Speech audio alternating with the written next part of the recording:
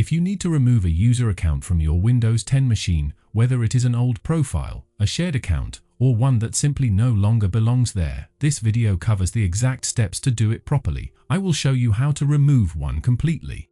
Alright, to delete any user account on Windows 10, you need to be logged in as an administrator. That part is important because if you try to do this from a standard user account, you simply will not have the permissions to make it happen. So go ahead and sign into your administrator account before we do anything else.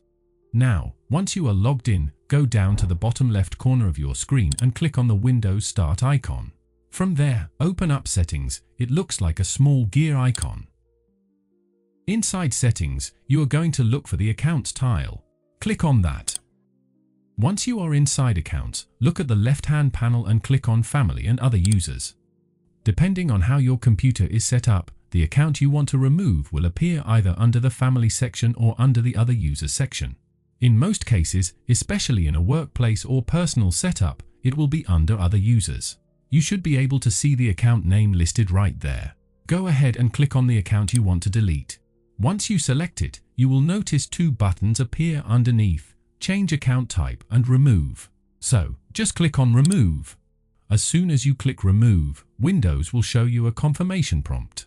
So before you click anything on that screen, take a moment to think. Everything tied to that account will be permanently wiped, so make absolutely sure you have already backed up anything worth keeping before you hit Confirm. If yes, you can go ahead and click Delete Account and Data.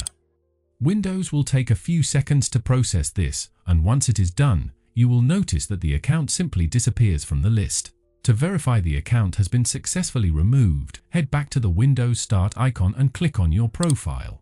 If the account is gone from that list, there is nothing more to do. It has been fully removed from the system. So that is the full process for deleting a user account on Windows 10.